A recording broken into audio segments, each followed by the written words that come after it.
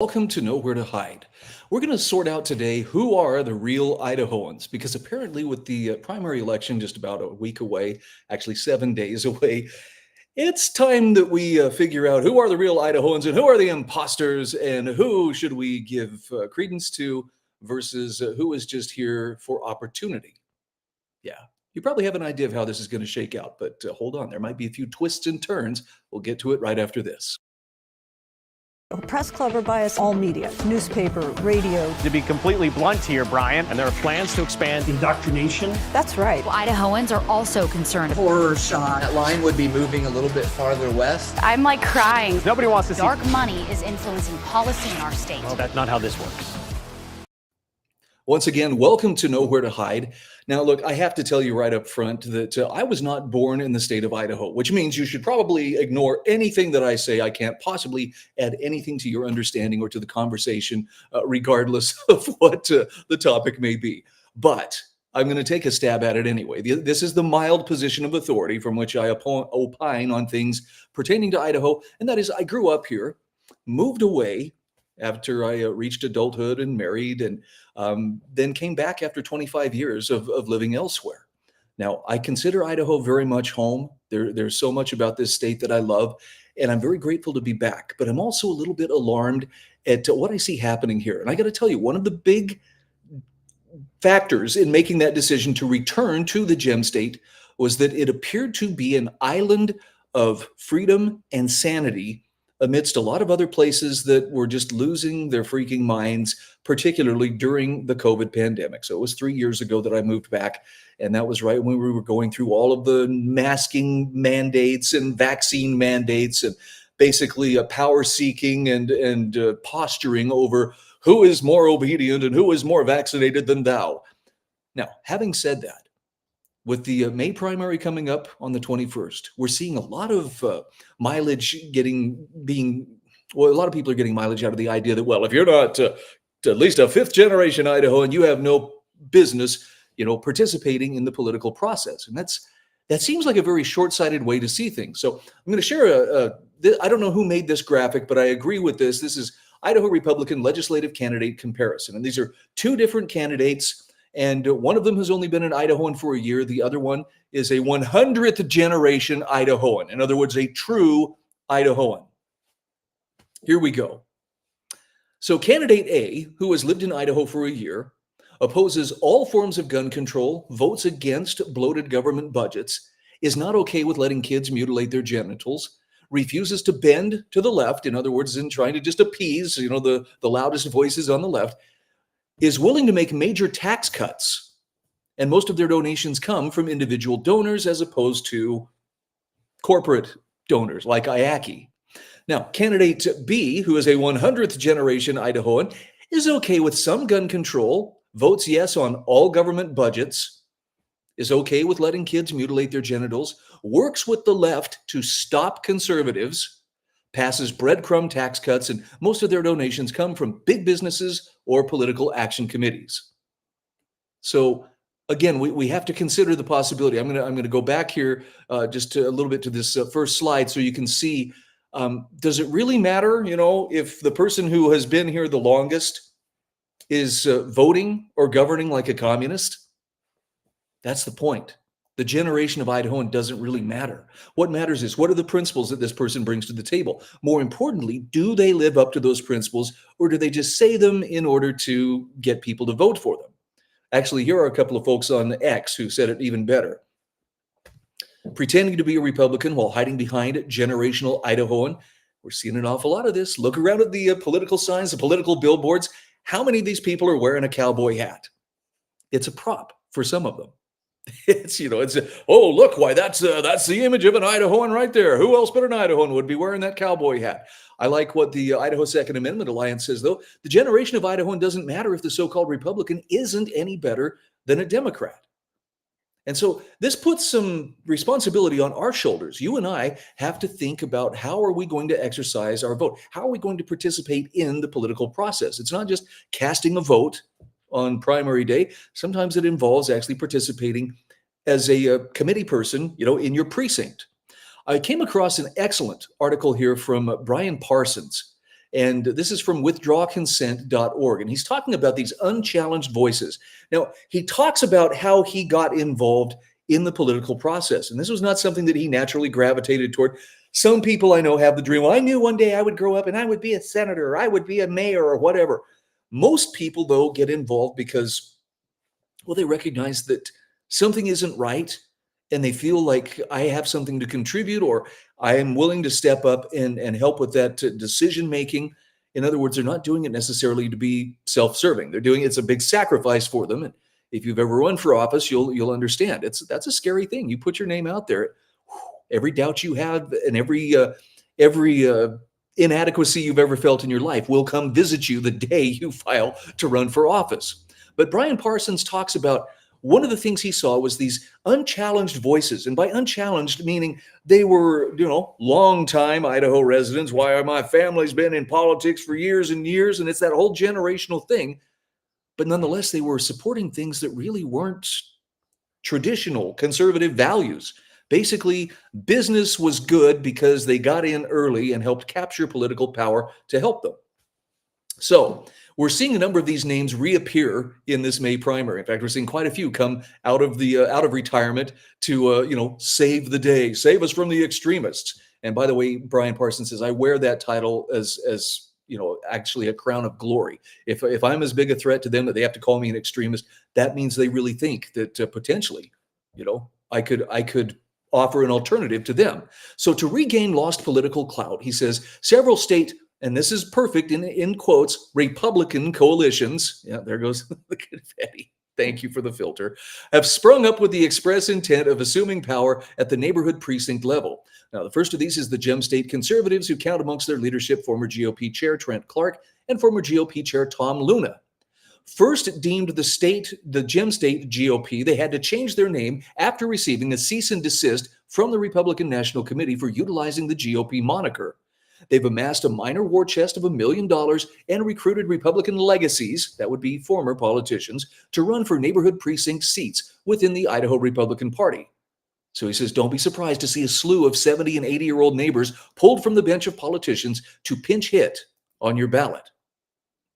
Also, Brian Parsons says another group working hand in hand with the Gem State Conservatives is the North Idaho Republicans. Now, though we won't see them on our ballot in Southeast Idaho, he says they too were made to discontinue the use of the Republican red elephant logo in their official communications. They can be recognized by the white elephant in their logo. Fitting. More insidious than even the Gem State Conservatives, the North Idaho Republicans are largely a hodgepodge of Joe Biden Democrats and anti-Trump moderates like Women for Biden Representative Krista Hazel. Now, Brian says, look, you may have recently received a mass text from Idaho's wealthiest billionaire, Frank Vandersloot, about the upcoming precinct committeeman races in May's primary. And this campaign is tied to the work of the Gem State Conservatives and the like. Nothing screams grassroots like a text message from a billionaire in a literal castle pointing you to a list of establishment and legacy politicians to vote for in your commoner neighborhoods. Now, to his credit, Vandersloot walked back the campaign and claimed he was not told that his campaign would point to a specific slate of candidates, but the damage was done. And of course, they were banking on, hey, this is, a high-powered name we can wave around for credibility. Now, in his recent columns and posts, fellow columnist and Gem State conservative Trent Clark has made his disdain for the Idaho Republican Party chair Dorothy Moon evident. In fact, his most recent article is titled, What I Have Against Dorothy Moon. Now, Trent has made his case that Chairwoman Moon is unorthodox and departs from how things have always been done. Isn't that interesting? That's the assumption that the way we were doing them was just fine, but maybe it wasn't. Now, for the uninitiated, Brian Parsons says that's the point. Moon's predecessor, Tom Luna, squeaked out a GOP chair win in 2020 by 12 votes, while Dorothy Moon beat Luna by a resounding 147 votes in 2022. That was the mandate of the grassroots of Idaho for the Republican Party to course correct or find themselves outside of political relevance. So yes, I guess we'd have to concede there is a bit of an uprising going on, but it's principled conservative voices and principled conservative leaders who are a part of that uprising, not because they are here to reshape Idaho in their own image, but rather to actually live up to the tenets included in the Republican Party platform. What a shame that, you have to portray them as, they're the extremists, they're the outsiders, they're not the ones who are born here. But the fact is, the ones who have that legacy heritage of politics, and my family's been in this for years and years, also tend to be the most corrupted. They become part of the machinery, and they've learned how to work it to their advantage. And sadly, it's leading what appears to be a very conservative state in a very blue direction. And by the way, that is something that's actually borne out by the way these people vote once they are in power. It's now been established, through research. I think it was the Institute for Legislative Action that showed effectively Idaho has been taken over by the Democratic Party, not in name, but because there were so many Republican legislators who govern as if they were Democrats. You couldn't tell the difference between them and a Democrat if they were in any other state. So something to keep in mind. Now, let's take a look at a little clarity here from Fred Birnbaum. This is just another example of what this looks like. It's not just strictly in the political realm. Here you have University of Idaho president going all in to defeat conservatives. This was a piece published just today on the Gem State Chronicle. And again, this is from Fred Birnbaum from the Idaho Freedom Foundation. Here are a few things that Fred wants to get across here. University of Idaho President Scott Green wants business as usual, the overspending, underperformance, and construction of woke DEI infrastructure to continue at his institution. So here's the lowdown on this. Green is spending big ahead of next week's primary elections to support candidates he believes will keep the money flowing while accountability remains low. Scott Green is donating his own money to defeat conservative legislative candidates and promote liberal ones. And Fred says, let's be clear about what we're talking about here. These are personal donations in support of candidates who vote for larger college budgets and against candidates who vote no. These are donations to support candidates who will allow the social justice and diversity, equity, and inclusion, or DEI charades to continue at these campuses, despite the legislature directing the universities to stop. You shouldn't be okay with that, but that is unless your job depends on, I want to be a DEI coordinator for one of these schools. Now, Fred points out college budgets rarely fail, but in 2020, it took 3 rounds to get a bill passed because of concerns about administrative bloat and colleges moving away from their core mission by embracing social justice. From the intent language in the bill, House Bill 644, it is the intent of the legislature that each institution continue with budget reduction considerations and cost containment efforts, and where possible, priority should be placed on reducing administrative overhead and elimination of expenditures that are not integral to each institution's core instructional mission. Reverse racism is not, core to what people need to be learning in college, but to the leftists in charge, they think differently. So conservatives didn't support the final budget bill because they didn't feel like it went far enough, and they were proven correct. But do you know who did support the college budget, HB 644? Well, there's a list of about 11 candidates that Scott Green is supporting. All of the candidates on the list above who were serving in the legislature. I think only one of those candidates, one of the 11 on that list, wasn't an incumbent at that time. So Senator Woodward, then Representative Syme, then Senator Agenbrod, also Senator Winder, and Representative Raybould. Now, it should also be noted that then Representative Nichols, currently a senator, voted no on HB 644. Well, guess what? President Green is funding her opponent, Lori Bishop. So he's helping to bring back the old guard. We've got to get these newcomers out of here to make sure that our hold on power, and more importantly, our access to favors, isn't interrupted. In addition to supporting candidates directly, President Green's wife, Gabriella, has provided $25,000 to a political action committee.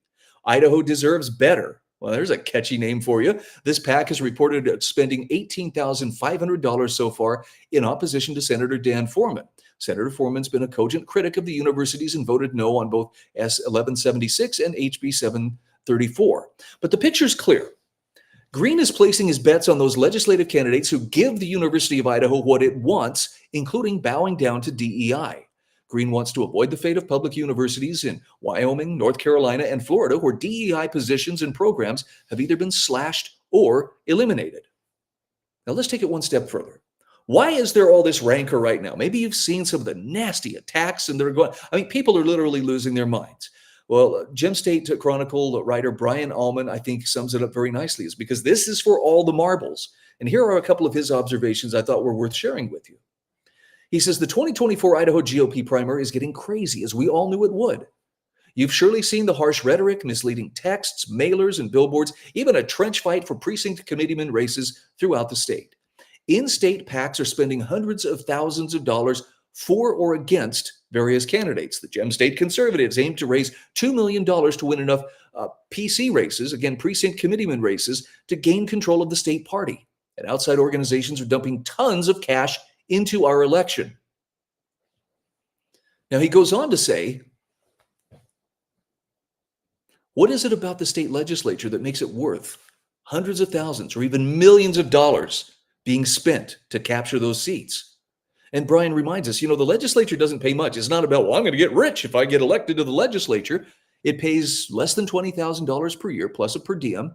However, election to public office can bring benefits such as appointments to boards, commissioners, agencies, or divisions, and it can also lead to high-paying jobs as lobbyists since former legislators are well-positioned to influence their old colleagues. That's a good point. It's not so much about the money. It's about something else. And he gets to the point of what that is. Brian says, I'm not saying everyone or even most people who put themselves on the ballot do so for personal gain, but it is a factor that you need to consider, especially when there's so much money being thrown around to try to influence the outcome of these elections. But he says another obvious benefit is power. And this seems to get right to the heart of, why so much effort and money is being exerted here. Each state representative has 1 vote out of 70, while state senators have 1 vote out of 35. Chamber leaders and committee chairs have even more influence, and many of the bills that come through the legislature involve some financial benefit for someone, whether that's a tax carve-out, changing regulations, or even straight-up taxpayer subsidies, as with the launch grant. For anyone who stands to benefit or lose from these bills, well, it's a simple cost-benefit analysis. But the question has to be asked, is it a proper function of government in the first place? In many cases, this is just cronyism.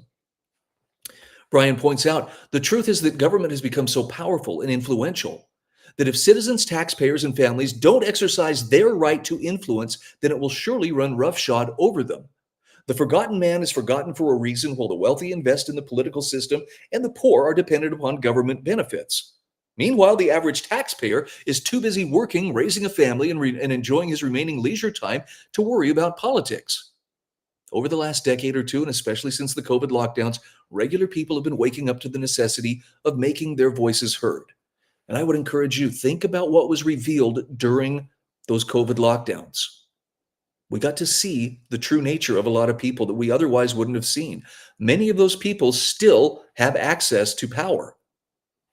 Is that something you would trust them with based on what you saw? The people who supported shutting down businesses, arresting moms for taking their kids to the park, arresting churchgoers for singing hymns in the parking lot, pushing for mask mandates, vax mandates, etc. Yeah, there is a lot on the line here. But I want to bring this around full circle and remind you, the most important question of what is a real Idahoan comes down to how willing are you to participate in your own governance? I would submit to you that a real Idahoan is anybody who knows their principles well enough and what they stand for, that they can go to the polls and make a confident, informed vote, maybe even step up and be a precinct committeeman. I don't know. It's, what your heart tells you to do is really up to you. But if you're just sitting back passively waiting for someone to tell you or scare you into voting for this candidate or against that candidate, you're not doing it right. There are many people who have come here to this state in the last few years who have come because where they were living was becoming undeniably controlling, as in too much central planning, too much regulation, too much socialist or collectivist control at every level of life.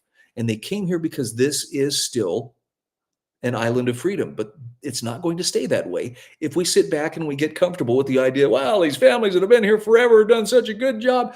You have to judge each candidate based on their actions, not just their words, and whether the votes that they undertake as legislators or the policies that they support in other elected positions expand or shrink your personal freedom, expand the role of government, or keep it within its proper confined limits. It's supposed to be a limited institution. You've got to have them held accountable for how the money is spent. That's your tax money. Government doesn't earn money. It doesn't make money. It can only take from people who actually provided value to create, wealth in the first place. These are duties we can't take lightly. And yes, it's a furball right now. There's a lot of infighting and a lot of emotion back and forth. At some point, you've got to be able to pull yourself back far enough, take the 20,000-foot view, and see whose principles align with limited government, personal responsibility, less taxation, less government control over your life, and who simply wants to grow the state and then expect you to shake their hand and thank them for it. It shouldn't be too hard to figure it out, and I trust that you can make the right decision. I'm Brian Hyde, and this is Nowhere to Hide. Press Club or bias all media, newspaper, radio. To be completely blunt here, Brian, and there are plans to expand indoctrination. That's right. Well, Idahoans are also concerned. Horror shot. That line would be moving a little bit farther west. I'm like crying. Nobody wants to see Dark money is influencing